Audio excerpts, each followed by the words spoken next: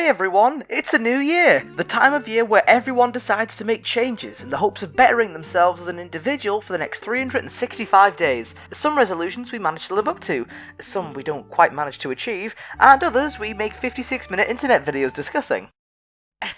One New Year's resolution all of you sitting at home watching this video should attempt to be keeping though is to stop being a bully. Yes, you, at home, watching this video, are a bully. By definition, bullying is the persistent and intentional misuse of power by a stronger party to make a more vulnerable party feel excluded, upset, or sad. Now you probably sat there thinking, what? Me? I'm a gamer, not a bully. Sure, I smashed a brick off Randy's head when I was 12 because he didn't like my Bart Simpson impression, and maybe I pushed Mallory into a ditch when I was 8 because she had braces, but that doesn't make me a bully. And in response to that, I show you the box art of Sonic Unleashed, and suddenly you've not got quite as strong an argument for your defense. Sonic Unleashed is a game which, at this point, is over a decade old. God, that hurts to say out loud. And for most of its life has experienced what can only be described as bullying. Not just from fans, not just from critics, but from the entire world. Everyone at some point has given this game the side eye, and at least contemplated berating it for being a freak, cringy, or outright bad, citing various reasons such as its design, length, pacing, and gameplay as reasons it can't sit with you at lunch. Now, while I understand that this game isn't exactly everybody's cup of tea, and to many has one big, hairy, muscular personality flaw, I'm a strong believer that this game has endured more than its fair share of bullying over the past decade. But it's a new year, a fresh start, and honestly, it's time to stop giving this game such a hard time. Before I go into detail about why this game is actually pretty cool though, let's get to know our new friend-to-be a little better. Sonic Unleashed is a 2008 apology letter written by Sonic Team, who presumably, sometime after the release of 06 and Secret Rings, looked themselves in the mirror and thought, something has to change. In April of 2008, just over a year after the release of Sonic and the Secret Rings, this cryptic little trailer dropped. You know the one. Sonic's playing with a ring, whistling a merry tune, and then BAM! Monster Mash plants it into the ground with a graveyard smash. 2 months later at E3, we were given our first proper look at the game courtesy of Ken Balo, the man who did this to himself for Sonic 4 Episode 2. You poor, poor man.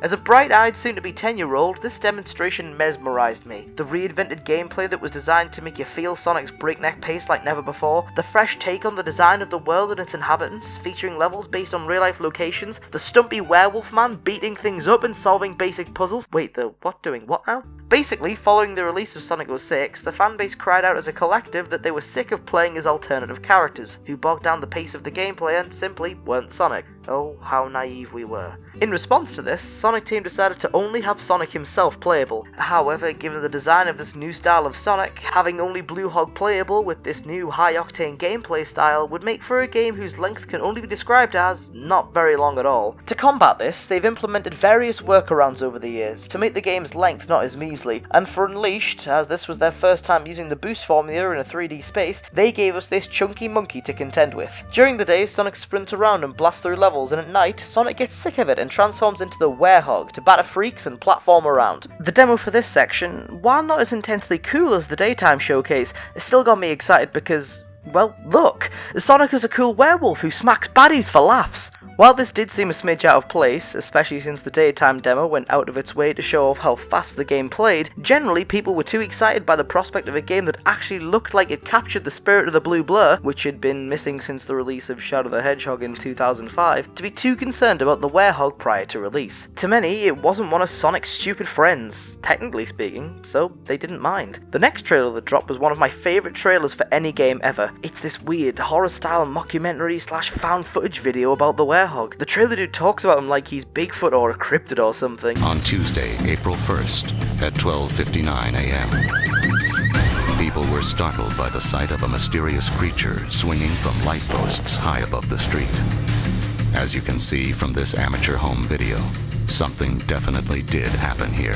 This is still so cool to watch. Please look it up if you care to do so. It's actually great. From here on, we got sporadic trailers for the game leading up to release. They were just about minute-long trailers showing in more detail the various levels the game had to offer, both from a daytime and nighttime perspective. As well as this, we also got the now iconic Endless Possibilities trailer, which showed off the game's main theme, sung by Jared Reddick of Bowling for Soup, and showcased everything brilliantly that we'd seen so far. Finally, on the eve of the game's release, VE Studios, now known as Marza Animation Planet and the studio responsible for all the CG in the series since '06, released what is arguably still the best Sonic cartoon, a 15-minute short film titled Night of the Werehog, which involves Sonic spending the night in an abandoned mansion and dealing with all sorts of spooky shenanigans as a result. This short is so full of charm and character and still looks flat out stunning to this day. Give it a watch because it's actually magnificent. They also developed some other shorts which can be unlocked within the game itself, which is a lovely bonus. Following what was honestly a pretty exciting reveal cycle, the game released on November 18th, 2008 to a resounding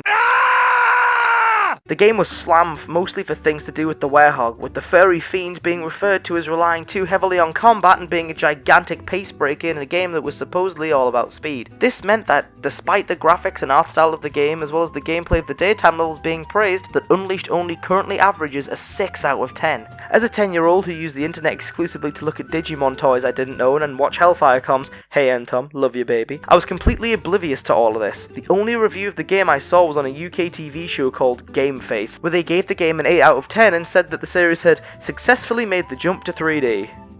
Right. My overall hype for the game, combined with seeing this positive reception for it, meant that I was phoning Game every Friday to see if they had it in stock, with the employees always sounding confused and just saying no before hanging up. It wasn't until Christmas Eve of that year that I'd get my hands on the PS3 version of the game, and I remember my initial reaction being to feverishly tell my mum that it was the same as the E3 demo I watched back in June. Despite how much I personally enjoyed the game, however, as a result of the scores the game received from critics, when Sonic Team went about blacklisting any Sonic games that fell below a certain review score, Unleashed was lumped in with the likes of 06, Secret Rings and Chronicles, as being embarrassments to the series which the team wanted to distance themselves from. Quite frankly, I don't think this is fair, so today I'm going to try and explain as effectively as I can why exactly I think Unleashed deserves far more praise than it's ever been afforded, and why, to me, it can stand alongside the greatest titles the series has to offer. I'm going to delve into every aspect of the game, and, where appropriate, I'm going to try and address the main criticisms that the game is prone to receiving, to see if any of them still hold any weight. Unleashed has had it rough for over a decade, but finally, it's time to #stop bullying Sonic Unleashed, please. The story of Unleashed is an aspect of the game which has received comparatively less criticism over the past 12 years, and for good reason. I've stated previously on this channel that I think, alongside Black Knight, that Unleashed has the best story of any Sonic game out there, so I think it's about time we actually got into why I think this. Sonic Unleashed opens up with the best animated cutscene in the entire franchise, which is a good job of perfectly encapsulating what Sonic is about while setting up the story and getting you excited to play the game. In a masterfully animated CG cutscene, Sonic assaults a fleet of Eggman ships. The Doctor fights back, leading to Sonic having to turn Super to turn the tide in his favour, annihilating the fleet and cornering Eggman while in his super form as the Doctor begs for mercy. Sonic lets his guard down, and as a result, Egg manages to trap Super Sonic in a machine that begins to drain his power and subsequently the power of the Chaos Emeralds, using the energy to power a giant laser which he then turns on the planet, blasting it apart and awakening an ancient evil from within the core of the Earth, stating his intentions to use the energy of this being to power his machines and create Eggmanland. Sonic has a less than favourable physical reaction to this, and the energy being drained from him and the Emeralds to such a degree causes him to transform into the Werehog, who Eggman, after gloating his victory, launches out into space to fall to the planet below. The giant creature released from the Earth seemingly disperses and spreads over the planet as the title of the game fades in.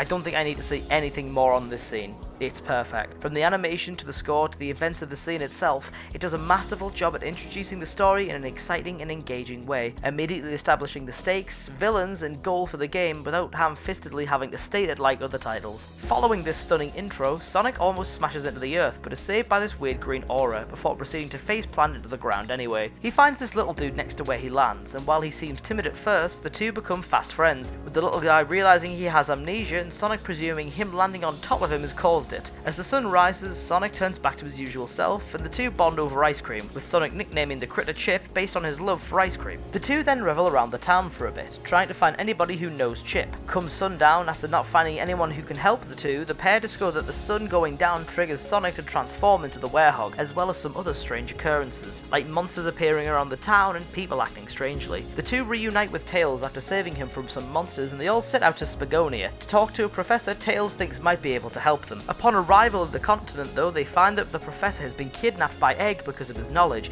so they head to Missouri and rescue the academic. Professor Pickle, who once back in Spagonia informs the trio that the disaster that's befallen the planet has happened before and can be fixed using special Gaia temples to restore power to the Chaos Emeralds, which in turn will return the pieces of the planet back to their proper place. With Tails as their pilot, Sonic and Chip set out to find the Gaia temples and restore the planet. During the events of the game, we periodically get a glimpse of what Eggman's doing and how his plans are progressing, with him seeking to gather the remnants of Dark Gaia to act as an energy source as, according to Ergo, who would later become known as Orbot, because Dark Gaia, the monster at the core of the planet, awoke too soon, it couldn't support itself upon its release and broke apart. It's then revealed after reaching the Gaia temple in the penultimate level, Adabat, that Chip is Light Gaia, the enemy of Dark Gaia, who rises with him every millennium to combat him and fix the planet before going back into slumber at the core of the Earth. Sonic, despite Chip's objections as he now knows he can carry out his purpose alone, says he still wants to help him because he doesn't need a reason to want to help his friend. The two set off to the final Gaia temple, only to find that Eggman has succeeded in his plan of building Eggmanland, and has done so on top of the final Gaia temple to ensure nobody will ever reach it. The two infiltrate the base and restore the final emerald, but are confronted by Eggman piloting a robot infused with Dark Gaia's power, the Ultra Hyper Prototype 1, Egg Dragoon. The Werehog battles this bot while Eggman tries to kill the duo, taking things a bit too far by plunging them all into the core of the Earth. Dark Gaia appears and sends Eggman blasting away before draining the final piece of itself out of Sonic and ripping away the Werehog transformation from him. Sonic's so shaken and physically exhausted by this that he weakly, with fear in his eyes, tells Chip to run away before passing out. Chip, at this point, has quite frankly had enough, so he uses his true powers to call all of the Gaia temples to the core of the planet with the power of the emeralds, and creating what is effectively a Megazord to challenge Dark Gaia. Sonic and Chip team up to fight the beast, but when Dark Gaia reaches its full power, it begins pushing the final piece of the planet back out of place and begins spreading its power all across the Earth. Sonic turns super, and together with the Gaia Colossus is able to topple Dark Gaia by literally flying through its brain after puncturing all of its eyes. The planet begins reforming as Supersonic runs out of energy, and Chip, knowing he'll have to stay in the core of the planet, throws Sonic out of the core while protecting him with the same aura that caught the Werehog at the start of the game. Sonic once again faceplants in the same spot as the start of the game to bring the story full circle, and finds Chip's necklace lying on the ground next to him, a memento from his friend which he puts on his wrist to remember their world adventure. Sonic looks into the sunrise of a new day and runs off to find his next adventure, Tails joining him with the main theme of the game blaring as they head off. The screen fades to black and the game's logo appears, ending the story. Unleashed's story is quite simply brilliant. From the stellar opening which sets everything up, to the mystery of Chip, to the climax at Eggmanland, to the bookend on the coast of the first level, it's told incredibly well, and takes itself just the right amount of serious the entire time. Obviously due to the big stakes posed by not only Eggman, but the planet breaking apart and the looming threat of Dark Gaia, Sonic, Tails, Chip, and the inhabitants of the Earth itself all take the situation seriously. This doesn't mean there's no room for comedy the series has become so obsessed with over the past decade, and Chip mostly handles this whether verbally or through pantomime. The best thing about this though is that mostly the comedy is integrated into the scenes without overtaking them like in the later games. A good example of this is when Professor Pickle is trying to explain the contents of the Gaia manuscripts to Sonic and Tails, to give them a better understanding of what's going on. This is the scene where they're told to travel around the world and find the Gaia temples, and give some good background on the events of the game. During all of this though, in the background, Chip goes through a sequence of trying to refill his cup of tea, and while it's more overt at the start of the scene, Sonic literally pushes Chip into the background during the latter half of the scene where the more important information resides. This allows the comedy to be present in the background for those who look for it, but lets the scene retain its important and serious nature. While there are some scenes where Chip's comedy is more in the foreground and, to some, obnoxious, it never fully overtakes the scenes it's present in. This brings us to the first major criticism of Unleashed, in the fact that many people think that Chip is annoying. His childish behaviour, his incessant ramblings about chocolate, his pantomiming, yeah, I can understand why some people would hold a grudge against Chip because of all that. The most apt comparison I've heard for him is Scrappy-Doo, because of how over the top and "Let me at him! Let me at him!" both of them can be. I think with both though, this behaviour can be attributed to one simple fact: they're children. Chip, despite being an ancient being, has never actually known anything outside of the core of the Earth and battering Dark Gaia. He has the knowledge and understanding of a child and is suddenly making new friends and being exposed to countless things he'd never experienced before. Hence, in response to all of it, he acts a bit childish. One thing that people who dislike Chip for this reason never seem to bring up though is the fact that this isn't even the case for the full game. While he acts this way for most of the adventure, after recalling his true name and purpose, Chip becomes a lot more focused, calm, and composed. Something called character development? I think.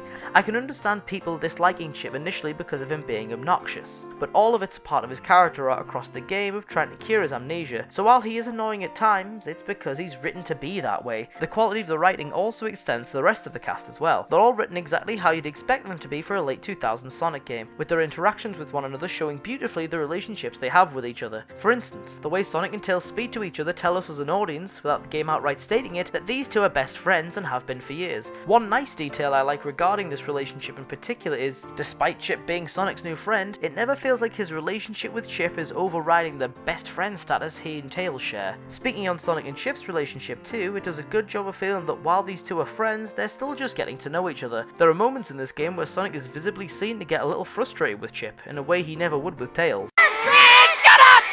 because of how well those two as friends understand each other, something which Sonic and Chip don't quite have yet. This budding bond even extends into gameplay, with you being able to increase Sonic and Chip's friendship status by buying him and having him try various foods, which he'll have a different reaction to depending on what he eats. It's just a neat little touch that emphasises the two's growing friendship through gameplay as well as story, which culminates in this scene, where Sonic, despite Chip insisting that he can go it alone after remember who he is, simply responds with this. Do I need a reason to want to help out a friend? This is not only a great summarization of his character as a whole, but also a heartwarming payoff to their relationship, which makes Chip's departure and parting gift for Sonic at the end of the game feel even more impactful. Another example of the game using established relationships between characters to create scenes which really emphasize their character is Sonic's relationship with Amy. In context, the cutscenes that she's actually in are just used to introduce a gameplay mechanic, and Amy herself doesn't actually play too much of a role in the story beyond these two scenes, some optional dialogue and becoming the Professor's aide, but the fact that they use the time she does appear on screen to deliver some nice character interaction is really nice. We all know what she's like at this point, obsessed with Sonic, wanting to be near him whenever she can, loves him, etc, etc, but we also know Sonic's usual reaction to this: no thanks love, get yourself checked out. The game however uses our knowledge of this relationship to give us a nice little character moment for Sonic. In the scene where Amy first appears, she does her usual thing, hugging the werehog who tells her to get off. She then realises that the person she's hugging doesn't look like Sonic, who she then pushes away. She apologises and runs off, eager to find the Sonic she knows and loves. The reaction Sonic has to this is great though. At first he's just completely shocked that not even Amy recognises him in this new form. The person who always wants to be near him doesn't recognise him, and once Chip confirms that this is the case, he just sort of slumps down, walking away slowly, dragging his arms as the reality of this sets in, even ignoring Chip's attempts to cheer him up. Then, in the following scene, Sonic saves Amy from a horde of dark Gaia monsters, but doesn't stick around to chat. Instead, as soon as she looks at him, he turns his head and runs off. Once the Professor explains to Amy though that the Monster Man was Sonic, when you next encounter her in the hub world and start her optional side mission, she goes back to being warm, if a bit confused with Blue Hog. This is just another of the great little interactions the game uses to make the story and world fit in within the Sonic canon, as well as make the characters feel true to their established personalities. Some of the game's best writing though comes from Sonic's interactions with Dr. Eggman. Like Sonic's relationship with Tails, you can tell that these two have been duking it out for a while, and have a good understanding of one another. Neither treats the other as a joke at any point, except for one instance in the opening cutscene where Sonic gets a bit lighthearted with the Doctor, only to have this happen to him. Gotcha! What?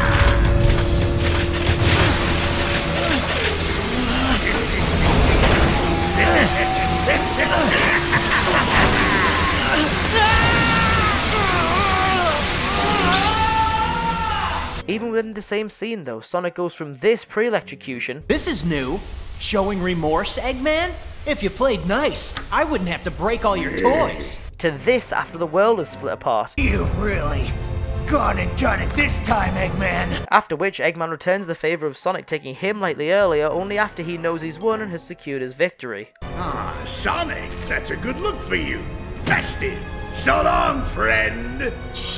This mutual respect / resentment the two have is probably the best it's ever been here, with their interactions allowing both to show a range of emotions. If you played nice, I wouldn't have to break all your toys. Ah, Sonic, that's a good look for you. Festive. I should have known you'd still be alive, you stubborn little hedgehog. Just ignore him. How could I lose?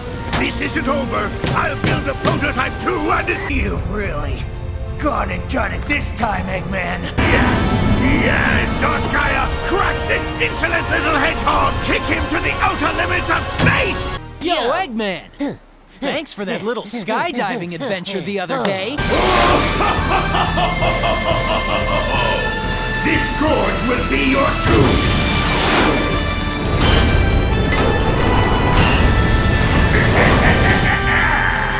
All of this stellar writing is of course also backed up by similarly stellar voice performances by the 4 kids cast in their penultimate outing. Jason Griffith, Mike Pollock, Amy Pollant, and Lisa Ortiz all give us perhaps their best performances as these characters in the last time they're all actually together, and this, combined with the tightly written script, makes for a treat of a story which stands above most other the series offers. Let's turn our attention now to the gameplay of the game. This is probably going to be the beefiest section of the video since there's a lot to talk about, and this is where most of the issues people have with the game reside. I'm going to split this part up into 2 main sections, one for Blue Hog Fast and the other for Blue Hog Fist. Let's tackle the daytime sections first. While the sun is up, Sonic is in his usual iconic form, but for this game had his gameplay revamped to be more in line with the series' core philosophy of letting the player reach and experience platforming at high speeds. While designing the levels and playstyle of this new Sonic, they really took the speed aspect of the Blue Blur to heart, as Sonic here is all about going fast and maintaining flow, which is reflected in his new moveset. Sonic plays completely differently to any prior 3D iteration, but to start, the skills he has are rather limited. Sonic can initially jump, slide, if you press the slide button while standing still he'll start to crawl, there's no practical use for it, I just think it's neat. Homing attack, if he's got no target he'll do an air dash, quick step from side to side to get out of the way of hazards or roadblocks in a split second, drift to make tighter turns easier, and, new to this game, Sonic Boost. This ability was first seen in Sonic Rush 3 years prior to the release of Unleashed, but this is the first time a 3D game attempted using it. With the push of a button, provided you keep collecting rings to keep it topped up, Sonic will gain a boost of speed which will allow him to barrel through enemies and obstacles as long as you keep the boost active. This comes with the trade-off of, because of Sonic's increased speed, it being a bit harder to react to hazards since they approach quicker, and Sonic is also a little harder to control.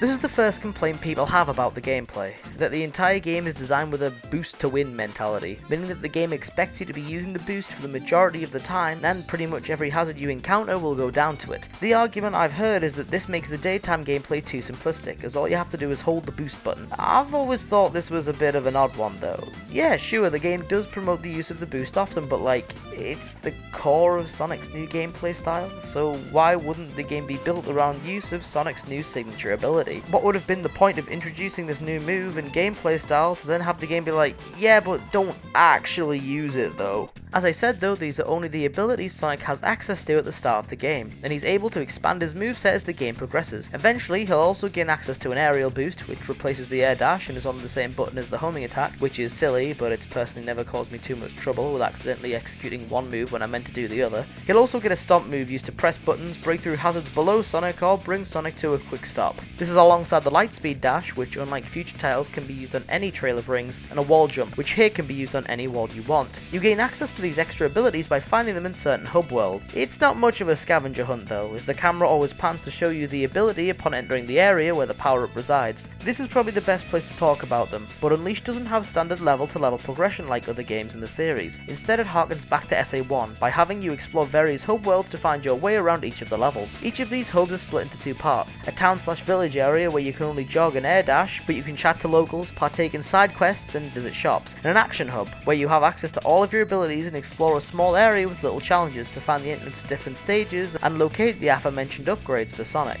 These are another point of contention, as many see these as just a cheap way of padding out the game, as mostly all you do is either talk to the professor or go immediately to the action hub. But personally, I've always loved these areas though, as, like in SA1, they do a good job of making the world of the game feel more alive. Chatting to locals and initiating side quests, while entirely optional, are brilliant ways to give the game some extra content and to make these areas based on real life locations actually feel lived in. Each of the NPCs you come across also have their own distinct designs and personalities, as well as unique dialogue, so no 2 characters you talk to ever feel the same unless it's intentional. The side quests you can initiate in these areas also have some decent variety, like partaking in some interviews, helping the salesman to come out of his shell, and chatting with Amy, just to name a few. Alongside all of this, the action hubs also have some nice platforming challenges to complete and secrets to find, netting you extra lives and collectibles, some of which I'll discuss later, and others which can be immediately enjoyed in Professor Pickle's office as soon as you collect them, such as concept art, cutscenes, and music tracks. So while you could argue that these hubs aren't necessary, I think they do a brilliant job of fleshing out the world of the game, all the while providing some nice incentives to explore each area should you choose to do so. I also want to take a moment to talk about how gorgeous this game is. Any time of day, anywhere in the world, these locations are absolutely breathtaking, with the game's new graphical style being a perfect fit for the series, as neither Sonic Sonic nor the humans look out of place here. The environments are beautiful too, and this is in part thanks to the Hedgehog engine, the lighting engine the game runs on, which was built entirely for the ground up specifically for this game. Using what the team called global illumination, the engine creates incredibly realistic lighting for every location, day or night. This, when combined with the design and aesthetic of this world and its inhabitants, mean that Unleashed, even nearly 13 years later, is still the best looking game in the entire series. Getting back to the levels themselves, Unleashed's daytime stages are a treat in more ways than one. Visually, all of them are incredibly distinct and stunning. Each level is based on a different real-life location from across the globe, and as such, the levels do a brilliant job of being visually distinct from one another. From the bright shores of the Greece-inspired Apatos to the overcast sprint along the Great Wall of China in Chunnan, to the lush jungles and vibrant boardwalks of Adabat, each location is breathtaking and uses the locations they're based on to inform their level design. Generally speaking, the level designs of the day stages are some of the best stage designs the series has to offer, and do a brilliant job of complementing Sonic's new playstyle. Levels are designed to be mainly straightaways, which diverge from time to time into alternate paths and have some well-hidden shortcuts. The stages transition between the 2D and 3D perspective throughout, with 3D being more heavily focused on your reactions and speed, and the 2D sections mixing a slightly reduced pace with more platforming, complementing the pure speed the 3D areas focus on. The multiple paths approach is a traditional trope of Sonic level design, in which the top route through a level will be faster than the lower path but will require you to deal with more hazards and platforming in order to stay on the path and keep your speed. Unleashed handles this a bit differently though, as while some levels do have alternate paths which last longer than others, more often than not, these alternative routes are used to house secrets and collectibles before reconverging eventually on the main pathway. This, I feel, is a good way to adapt what the series is known for to a modern format, allowing the alternate paths to still be present while making it easier for level designers to craft iconic locations and standout levels with their own set pieces and gimmicks for players to experience. These can range from bobsledding through the frozen tundra of Alaska, even along the back of a big boy, drifting through the savannas at the start of Missouri, an incredibly effective way of teaching you how the drift works while not interrupting gameplay. You can do a homing attack! And managing your boost effectively while combining it with the drift and quick step and Adabat to ensure Sonic doesn't fall below the surface of the ocean you're constantly sprinting atop for a good chunk of the level. Each of these levels, as well as their gimmicks, feel fully fleshed out and explored within the levels themselves, and this is very much in part thanks to the length of each level, which allows the levels to be paced effectively and the ideas and imagery of each location to be explored fully. Starting at 2 minutes for Apatos, a good length which allows you to gain a good understanding of how the game feels and controls in a safe environment, and ending it on average around 7 minutes for your first run through in the final daytime level, which puts to the test all of the skills you've learned throughout the game. The levels never feel like they're underdeveloped nor overstay their welcome, striking a balance of testing your skills and reactions in level design that's constantly changing and adapting all throughout the stage. This is in direct contrast to examples you can cite throughout the rest of the Boost games, with Forces and To an Extent Colors featuring levels that are too short, and Planet Wisp from Generations which, while looking to test your skills, features aesthetics and level design that feel repetitive and stale by the end of a 7-minute level. When compared to these examples, I think it shows how Unleashed had a good idea of how to handle itself and the length of its levels, and shows that the team felt incredibly confident in what they were designing, which is always nice to see. However, this isn't to say that these levels are all designed perfectly. There's a couple of awkward instances where the game expects you to just abruptly stop and stomp down on some buttons. This only happens a couple of times, but because Sonic is just a little awkward to control when he's not blazing along, it can be a bit imprecise. Nothing too terrible, just not as tight as the rest of the design choices in the day stages, and there's no real reason for it to be here even. It's not challenging or anything, it just asks you to stop unnecessarily. The game also shows its age a bit during QuickTime events. These are more heavily featured in the night levels we'll discuss in a second, but they're also present in the day stages too. Usually these aren't life or death scenarios, just a way to see whether you'll be able to take an alternate path which can lead to sun or moon medals or just some extra rings. But there are a couple of instances at the end of the game where you have to correctly and quickly input randomly generated 5-button combinations or else you'll die. This goes against the design of the game itself, as while the stages themselves reward you for learning their layouts and planning the best routes to get the fastest times, these being randomly generated goes against that mentality completely. These aren't too common, but given the stance many have on QuickTime events today, it does date the game a little bit. One of the most common issues people have with this game is something I've just mentioned though, the sun and moon medals. So let's have a look at them.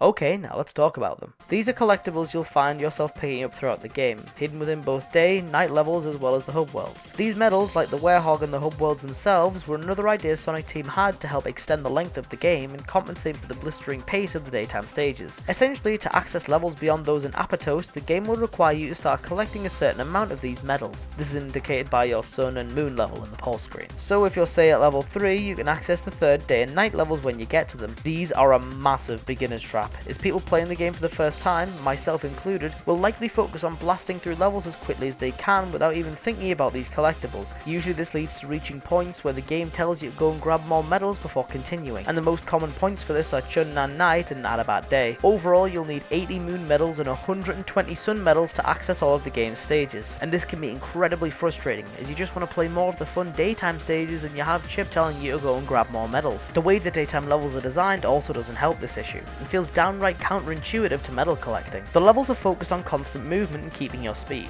and while at times you may just grab medals that are in your path, everything blazes past so quickly within these levels that it can be difficult to sometimes spot them. As if that wasn't bad enough, there's also certain medals like these ones in Apatos where the game expects you to stop dead, run up these two different sets of innocuous steps which you may just think are scenery, and grab the medals at the top of them before continuing with the level. There's also one like this in Chunnan, which you have no hope of getting if you don't know it's already there. At the grinding section, you have to stop boosting, actively slow yourself down, hop off this rail into this little boxed area, turn around and grab the medal that's hiding in the back corner. What? How is anyone playing the game for the first time meant to know about any of these? They're completely against the flow that the game establishes for this new gameplay style, and has you exploring areas you wouldn't even think about being able to go to otherwise. The medals generally are a silly idea given the designs of these stages, and instead of helping to pace out the game more effectively, they can be a complete pace breaker if you don't have enough medals. With all of that said, however, it's not as if there's a shortage of locations where you can grab these medals if you don't have enough, and as somebody who's played Unleashed for over a decade, I don't find the medals too much of an issue anymore. While they're found within the mandatory day stages, which hold more moon medals than sun, you can return to the action hubs and find the entrances to optional extra stages for both daytime and nighttime. While you're never signposted to these levels by the game itself, they're an excellent place to not only take on some extra shorter challenges, but to also grab additional medals to add to your total. These stages typically feature less than the mandatory stages, only housing up to 2 or 3 of each medal type, but the fact that the game packs this extra content to help you with medal collecting while providing more stages for you to play through is great. There's also the option of the hub worlds themselves. Within both the action and town hubs of every level, there are sun and moon medals hidden for you to find from exploring the areas, with some of these being the easiest medals to grab in the game. What makes these especially good for grabbing the medals is there's actually 4 medals, 2 of each type, scattered around the town hubs during both times of the day. 4 during the day and 4 during the night. This means that should you hit the medal walls late game, exploring the hub worlds a little bit more ends up helping to bolster your count more than you'd expect. All of that being said, yeah, the medals are stupid. A deliberate roadblock to extend the game's playtime, but something that can be managed if you know where to look. Maybe if they'd been used as a reward for completing levels, which maybe could unlock these optional extras or additional content, then they would have been better received.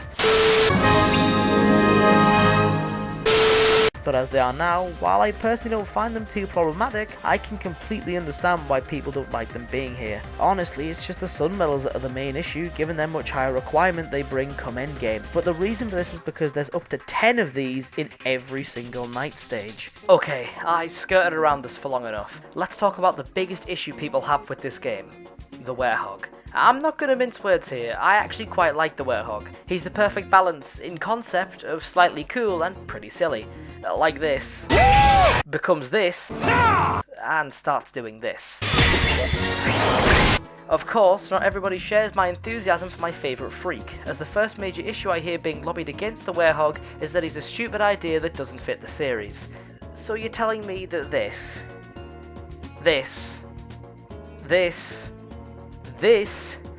and this were fine, but the 3-foot blue hedgehog becoming a chunky little werewolf because of the man that looks like an egg is a step too far. Right.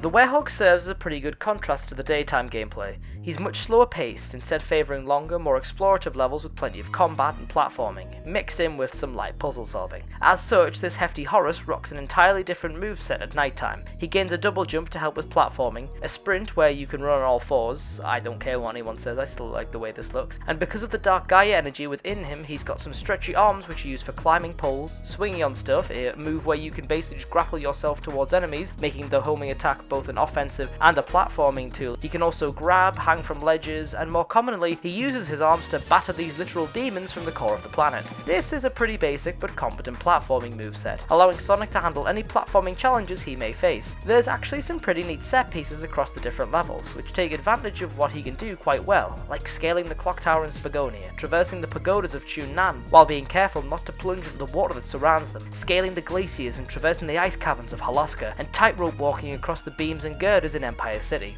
This makes for some fun and engaging platforming areas which have some solid challenge to them, and never feel samey or repetitive thanks to the varied locations of the levels and the way they're used to craft different challenges for the player. However, I'm sure most of you know that this isn't the full story for the Werehog's gameplay. When the sun goes down, these hands go up, and Sonic has to fight enemies head on as opposed to boosting through them or homing attacking them. As far as the basics go, Sonic's got a claw swipe for a light attack, a straight punch for a heavy attack, and can grab folk to either smash these smaller guys together or spin round and throw enemies who are similarly sized to him. He's also got a shield which honestly is pretty useless, as is the dodge roll which you can activate while holding it. More often than not, your shield just gets pressured that little bit too much to be effective unless it's leveled up high enough, and the dodge roll you have is just that bit too slow to effectively avoid enemies, as they often just run towards you after you've dodge rolled. Generally, if you want to evade, you're better off just running around or staying on the offensive. As you've no doubt guessed, using light and heavy attacks for the Werehog, you can create combos. More often than not, these combos end in special moves, and while they start off basic, by the end of the game you'll end up unlocking some pretty extensive combos that end in pretty powerful finishing moves. The way that you unlock these moves, however, is the sticking point. At the end of every level, day or night, you'll be given the opportunity to invest any experience points you gain from defeating enemies back into one of the two Sonics, making them more powerful or upping some of their attributes. This isn't much of an issue for daytime Sonic, as he's only got two categories to invest into, speed and ring energy, allowing him to complete levels faster and hold more boost, but it's not as if these are things you'll desperately need given the design and length of the daytime levels. The Werehog, however, is a different story, as he's got more than double the categories to invest into, including life, which increases your health, strength, allowing his individual hits to be stronger, unleashed, extending the unleashed gauge, which allows you to enter a state where the Werehog temporarily moves faster and does more damage and lets you stay in this state for longer periods of time, shield, upping the damage your shield can take before it breaks, and combat, which is how you're meant to expand the Werehog's arsenal of combat techniques, from being able to charge your heavy hits for longer to combos with special finishes like the Show Hog Ken and Donkey Kick. In concept, I don't think the experience points are a bad idea, rewarding the player for completing encounters, some of which are optional, and allowing the player themselves to influence the growth of the character they're controlling. However, the downside of this approach is the sheer amount of categories that the Werehog has to level up.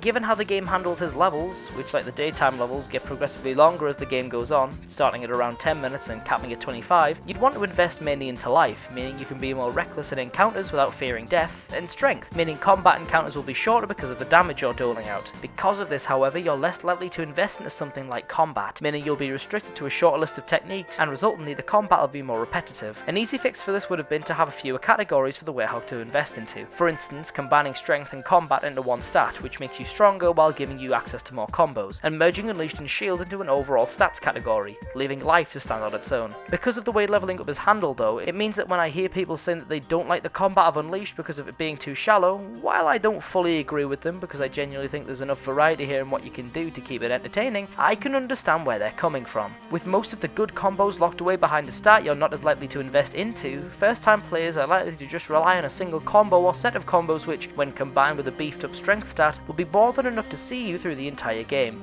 This means that what they experience of Unleashed's combat won't be a true reflection of how varied it can be, because of the game forcing you to unlock more combos, some of which you may never use, by foregoing investing experience into other areas which will be guaranteed to be immediately more useful. These issues with leveling up contribute to the second big issue people have with the Werehog, the overabundance of combat within his levels. I said before that the Werehog has some nice platforming and puzzle solving to complement his combat, but the reality is that's all these extra elements are. Compliments. The core of the Werehog's gameplay lies within his combat, and it's the thing you'll be doing for a solid chunk of his levels, with the game usually locking you into areas with enemies you have to clear out before progressing. There's no issue with wanting to have a combat-focused character in your game, but keeping in mind what I said about the potential the combat has to be dull, when taken alongside how much combat you'll be partaking in within these levels, as well as how obnoxious the Werehog's battle theme is,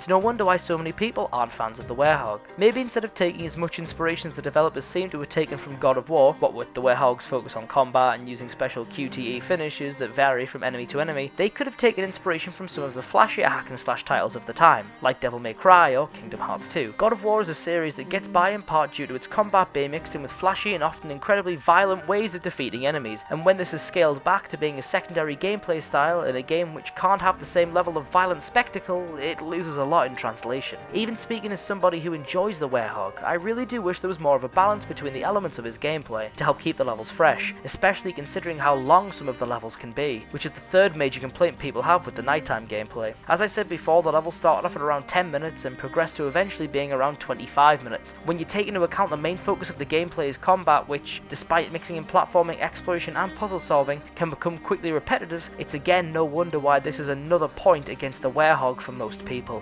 Personally, however, I think it's within these other aspects of the Werehog's gameplay that, in a way, the length of the levels become less of an issue. While they are less prominent overall, the quality of the platforming the Werehog has is enough to make it so those instances where you aren't involved in combat feel incredibly fulfilling. This is bolstered further by the puzzle solving the game has you doing. Generally, the puzzles you solve won't be anything more complex than find thing, put it here, or drag box here to make jump, but often the areas in which you solve these puzzles will house extra collectibles or optional areas should you explore them effectively. This is another major plus for the Werehog to me, as throughout most of his levels there'll be optional or hidden paths for you to explore should you look for them. This is why I really enjoy the design of the Werehog's levels, as while the main paths through his levels house enough platforming and combat to keep things engaging for me, it's when you go off the beaten path and choose to explore and take these extra routes that things really open up, and adapt the whole alternate path idea from classic Sonic again into a different context. Take for example in Spagonia's night stage. After you've cleared out the first wave of enemies in the level, it's pretty self-explanatory where you have to go, with the bright colour used for the grabbable surface indicating the path forward.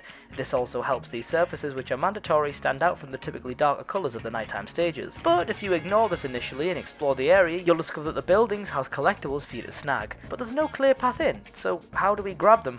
Why? By smashing down the doors of the houses and taking what isn't ours, of course. This is a completely optional gimmick of the level, which persists through the rest of the stage as well in areas where similar buildings exist. I think it's really neat how you only discover this feature if you take the time to properly explore and investigate the areas you're placed in. Chunnan, again without mentioning it, also has certain walls which can be broken to unveil collectibles in entirely optional areas, but you need to be paying attention to notice which walls stand out. I also enjoy instances like in Chunnan and Halaska, where you can choose to stick to the safer, longer route, or instead you can leave the safety of the main path briefly for a more dangerous route, which will not only reward you at the end, but will also be a quicker route to the goal. On top of all this, there's also certain levels which have areas which try and shake things up in terms of design, like Missouri, which has a night level more focused on puzzle solving, Empire City, which is chock full of high-stakes platforming above a smoggy city, and Shamar, which has a completely open section where all you need to do is find 4 keys to open a large door, but the order in which you find these keys, which are hidden throughout the area you need to explore, is entirely up to you. Basically, what I'm trying to say is that, despite primarily focusing on combat,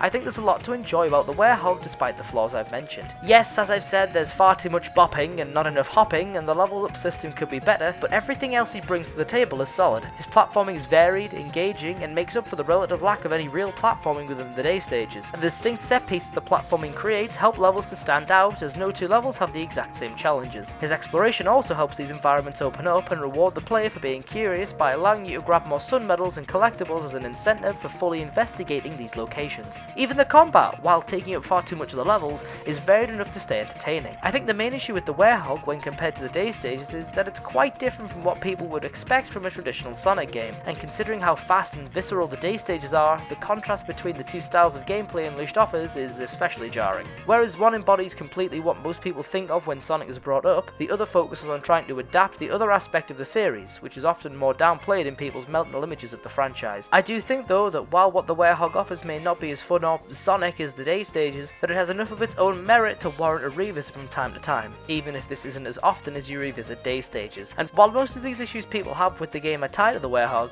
I think that these issues aren't quite as damning to the character as they did seem a decade ago. Moving away from the Werehog, there's actually one last gameplay style for us to discuss, the Tornado Defense sections. This is only present in 2 levels, is basically just a very long quick time event, and both stages end up with you fighting the same mini-boss. Honestly, I thought that these sections were fine when I first played the game, but as I've gotten older and replayed the game, while I appreciate the sentiment of including the tornado in some playable fashion, these pale in comparison to both the rest of the game and prior incarnations of the tornado's gameplay. What is pretty neat though is that after you complete the first Tornado Defense section, you gain access to the world map. That's not only used to navigate and access the different continents, but can also be used as a level select if you just want to replay levels you've already beaten without going through the hub worlds. This is a brilliant way to handle a level select given the context of the adventure, and the rumbling as you rotate the earth and the way the sun, which you manually move to change between day and nighttime, also just sort of moves along on its own, are just really nice touches. Ooh, another great touch is how the pieces of the planet at the start of the game are all floating out of place, both on the title screen and on the game itself, but when you restore the continents back to its normal position, it'll change in both these contexts. The game's full of little details like this which help the game's brilliant presentation. Even something as small as the loading screens being presented as if they were on Tails' handheld device, the Miles Electric. It's just such a nice touch, man,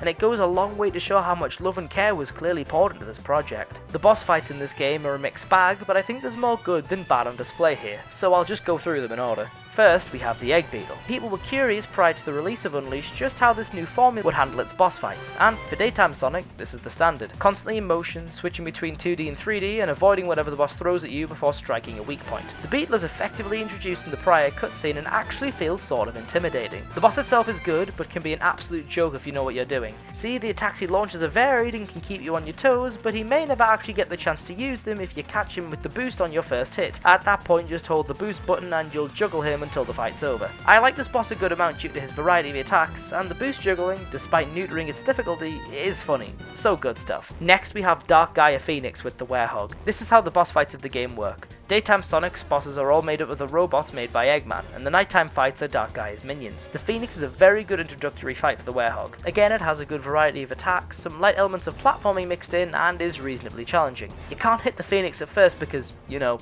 on fire and that, so you have to line up a shot with these water barrels to give you a chance to tackle it head on. Do this a couple of times and mix in a couple of quick time events, one of which involves Sonic doing this.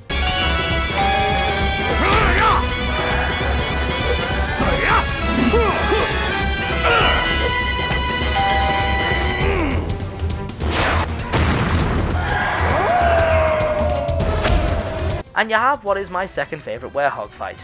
Switching back to the daytime, you have Egg Devilray. This guy has a lot of lasers for you to quick step around and jump over, and you can only juggle him up to 3 times with the boost before it'll recover. It's still engaging, but doesn't have the amount of variety the Beetle does, and just isn't quite as fun, but it's still good.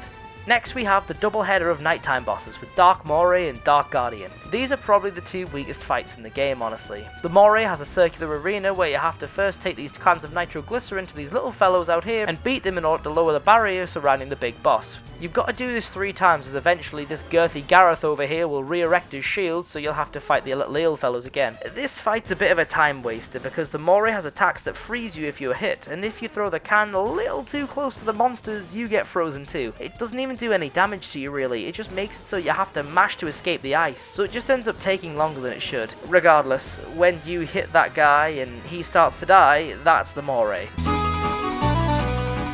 Dark Guardian isn't much better, honestly. Essentially, you can knock him out, but you can't kill him, and can only do major damage to him by moving these 3 blocks over to this area here, and when you do this 3 times, the fight ends when you next knock him out. At least with this guy, it can be over quite quickly, and the Guardian can actually trigger a quick time event which will help you knock him down instantly. Just make sure you take care of the smaller nightmares who are trying to push the blocks away from you to help the Guardian stay alive. Honestly, out of the 2, I think I do prefer the Moray. I originally had written that I liked the Guardian more, but I don't know, man, despite it being a bit pacier, it's just a bit more boring of a fight, though it does have a better victory quote than the Moray. Sorry, I'm in a rush here! I know little girls who are better with a hammer than you! Well, one anyway!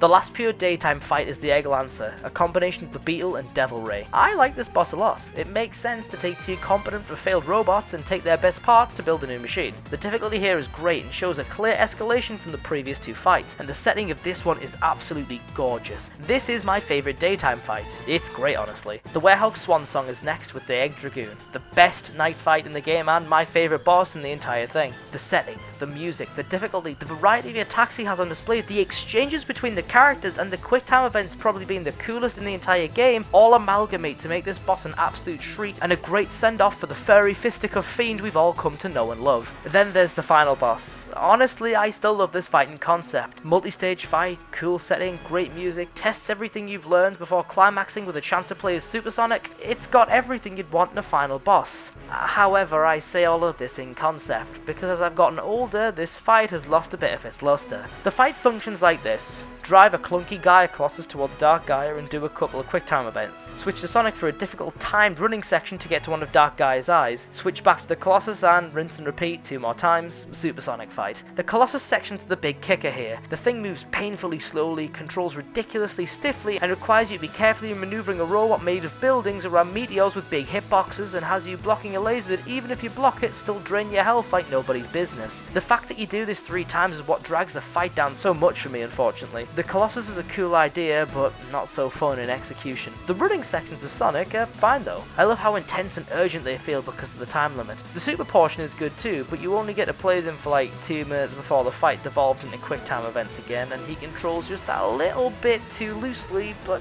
he still feels fun. This fight's actually timed as well, because if the Gaia Colossus dies before you kill all the eels generating Dark Gaia's shield, that's it, you lose back to the start, friend. One scripted flight through Dark Gaia's brain later and you have what, honestly, despite his flaws, is still probably the best boost era final boss. As I said with the bosses, I think there's more good than bad here. And while the Moray and Guardian do drag down the set overall, I think this is probably the second best bunch of bosses the series has ever had, at least for the boost games, second only to Generations. I think it's rather impressive that the team managed to create a set of engaging bosses for 2 completely new and different gameplay styles on the first time round. Finally, the gamers among you may have clicked on that I've been avoiding talking about a certain something, as beyond the werehog there is one more rather large point people raise against the gameplay, positioned right at the end of the adventure. One last complaint attributed to the gameplay of the game, which people use to make the argument that the game on the whole is too difficult. Of course, I'm talking about Eggmanland, which can be considered to be the climax of a decade of Sonic storytelling, with Eggman having talked about this since SA1.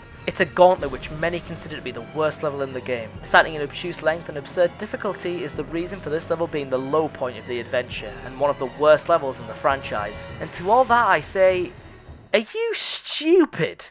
Eggmanland is, in my humble opinion, not just the finest level in the game, but perhaps the best level in the entire franchise. As I've discussed in vivid detail within this video already, I quite enjoyed the werehog, so maybe you're not ready for more harsh reality. But life comes at you fast, so listen while I tell you the facts about Egg's place of residence. The level, as well as being the narrative crescendo for the game and a good chunk of the series, acts as a swan song for the werehog, and as a result has an incredible and unique gimmick. This level is shared between Sonic and the werehog, using the hourglasses you find in the hub worlds to switch between the 2 gameplay styles at specific intervals throughout the level. This is the natural conclusion for the 2 gameplay styles, and having this gimmick where the 2, after being so separate for the rest of the game, finally come together at the end is a splendid touch, to make this level in particular feel more special than the others. This level is also the peak of the great difficulty curve that the game has had for the majority of its runtime, testing literally everything you've learned for both styles of gameplay, putting daytime Sonic through intense 2D gauntlets, some of the toughest quick-time event jumps in the entire game, and testing your reactions to avoid oncoming hazards like no other stage has before. Likely to be more in line with the daytime sections, and to help the 2 styles of level design mix together better, the werehog forgoes the explorative nature of some of his levels to focus purely on platforming and combat here. This doesn't mean that there isn't some of the great design we saw throughout the rest of the stages though, as even as early as the first daytime section, after a linear beginning, there's 3 alternate routes to take you to the next section of the level, all involving grinding, and even all having separate routes which lead to smaller branches you can take. There's also one certain very cool section within this level. Here, obviously, you're meant to switch to the werehog and lift the door open, but if you ignore that and go to the right here, you have the opportunity to skip a small part of the werehog section should you get this wall jump right with daytime Sonic. This is a brilliant incentive to have if the player has mastered the wall jump by the time you reach this part in the level, and if you mess it up 3 times, the game punishes you by locking this route off, meaning you have to just take the regular werehog route. I don't know, I just think it's a pretty cool idea for an optional challenge, harkening back to similar ones the werehog had within his stages. Beyond this, the platforming some of the best the game offers, with it being incredibly difficult and intense throughout, though not having a shadow here makes this section stupider and harder than it probably should be.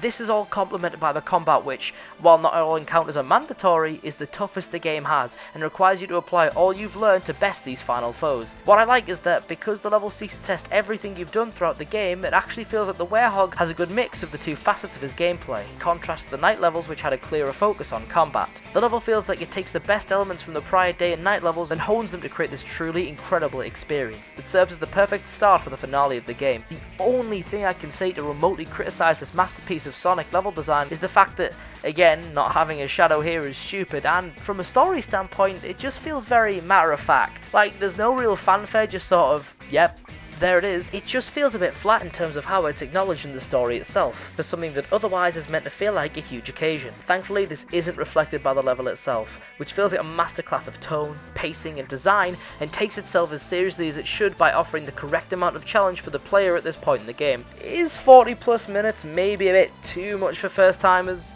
Probably. Is there a noticeable jump in difficulty between the final day and night levels in this stage?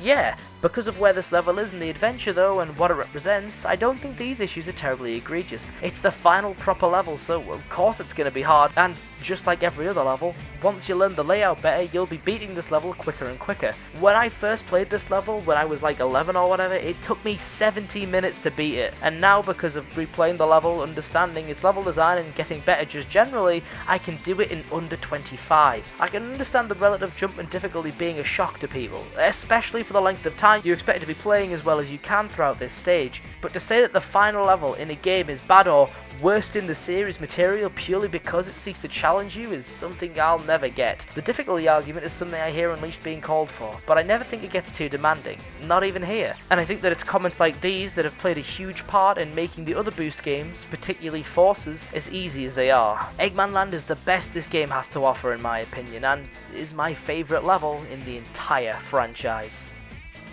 Usually, at this stage, I'd be making some sweeping statement about the gameplay as a whole, but given the fact that 9 pages and nearly 8,000 words of this script are already dedicated to the gameplay, I think that should speak for itself. Instead, let's talk about the one aspect of Unleashed that actually is unanimously praised: the soundtrack. Tomio Otani takes the role of sound director here, having previously been in this role for Sonic 06, where again the only unanimous praise for the game is the soundtrack. Otani set out to create a soundtrack which captured the essence of each of the locations you visit throughout Unleashed, commenting in a 2009 interview that he chose specific instruments to represent each of the countries you visit, and that he wanted the hub worlds, day levels, and night stages, despite sharing this instrument, to all be distinct. To be blunt, he completely succeeded in this endeavour, as Unleashed soundtrack is one of the most unique and varied soundtracks in the entire series. Each track is instantly recognisable for how distinct they all are, and the instrumentation helps them all to stand out and pair well with the scenery of each level. The use of the different instruments is amazing here, being used to create bright, energetic themes during the daytime levels which contrast nicely with the calming and vaguely mysterious pieces for the nighttime areas. Outside of the themes that accompany the gameplay, the score is packed with some brilliant orchestral pieces as well, which serve as nice complements for the cutscenes. Undoubtedly the standout amongst these is the main theme of the game.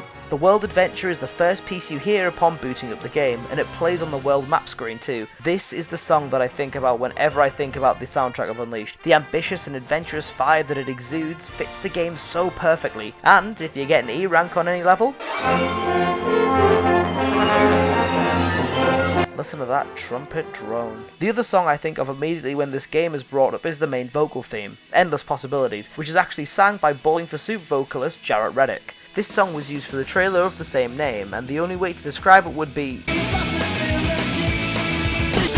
the instrumentation and lyrics are so upbeat, and I think it does a good job of not just matching the adventurous and hopeful nature of the game itself, but also is a good allegory for the state of the series at the time of Unleashed's release, singing about how they see it now and it's all within my reach. It pays tribute to the dichotomy of the game as well, having a segment where the song switches to heavier instrumentation talking about that piece of power and losing speed and flow, obviously referring to the Werehog and the common belief that after 06, the series had lost its direction. Endless Possibilities is probably up there among my favourite vocal themes from within the franchise, however I'm not quite as enthusiastic about the second vocal theme. Dear My Friend, which is the credits song and is an ode to Sonic and Chip's friendship, complete with a montage of photographs they took together while on their world adventure. I admit I used to like this song a lot more, but it's a bit too on the nose for me nowadays and just a smidge too corny for me. I don't know, it's fine, but it's definitely the weakest of the themes that share this similar ilk that the franchise has produced. I vastly prefer Live Life from Black Knight and even Light of Hope from Forces to this, honestly. When it comes down to it, on the whole, Unleashed is one of the best soundtracks to ever come out of the franchise. The sheer quality and variety on display here, as well as how well the themes complement the levels, settings, story, and cutscenes, make it phenomenal, both when you're playing the game itself and when you're listening to it in your own time. The soundtrack does everything so well, and it's pretty much impossible for me to choose between this, SA1, and Black Knight regarding which is my favourite in the entire series. It's stellar from top to bottom,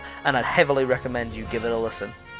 With all of that said, here we are. It only took me 60 short minutes to explain to you why exactly Unleashed should be our collective new best friend. Sure, at the start it may have seemed a bit weird, what with its hairy face and cyclopean disposition, but once you get past the weird ideas and design choices, it's actually a pretty great friend. With his spectacular presentation, engaging, well-paced and well-told story, gameplay that even among the later Boost games still stands the test of time, and a soundtrack which is among the best in the entire franchise, it's hard for me to see why this little guy was bullied for so long. Even the werehog, his weird imaginary friend, isn't as bad as he seems, and once you dig past the initial weirdness of the idea, the werehog goes from an oddball inclusion to, while not as fun or replayable as the day stages, a style of Sonic which can stand alongside the invigorating daytime gameplay in its own right. Of course, while I do recognise that this video has been predominantly positive towards Unleashed, it's not to say I don't recognise its share of problems, and while I feel I've been able to reasonably discuss and break down these arguments through the course of this video, the fact that a lot of the fun parts of the game are, for at least a time, walled behind something some would consider obtuse is still an issue. The most fun you can have with the werehog's combat, locked behind a very bloated leveling up system. The levels themselves, locked behind an arbitrary number of medals you need to collect. The action hubs in which these levels can be found, located within town hubs you're forced to navigate. The day stages, blocked at times by multiple night stages back to back. While I've already stated that I don't find many of these issues too terribly frustrating personally, I can still understand that while rationalising these issues the best I can, I'm not exactly preaching to the choir here. For some, these are larger flaws that the game has. I think though these buffers can be explained using the same reason the werehog himself is present here. The team was worried that the game would be too short, a fear they seem to have gotten over in recent titles, but that's something for another time. If we take away the medals, the hub worlds, the leveling up, not only are we left with a much shallower game in my opinion, but also a much shorter one. I think it's because the devs were fearful of the game lauded as being too short that they went a little too overboard to make sure this world adventure would be long enough to satisfy fans, a trap which a very certain other platformer fell into late last year. Similar to that game though, I think they needn't have worried so much, as when you look at the content the game has between the day levels, night levels, extra stages and the hub worlds, there's still a solid amount of game here to not even warrant having the medals or level up system act as roadblocks. Basically, like I said at the start, while it may be a little obtuse at times, I find it massively unfair that a game of this quality, that has this much personality, that tries this hard to be good in every single aspect, and that has this much clear love and passion poured into it, has been treated as an embarrassment to the franchise for as long as it has. Today is a new day though. The sun is bright, the gamers are hungry, and I hope that today's the day that we can all come together as a collective, as a fan base, as a people, and appreciate this game for the marvel that I truly believe it is.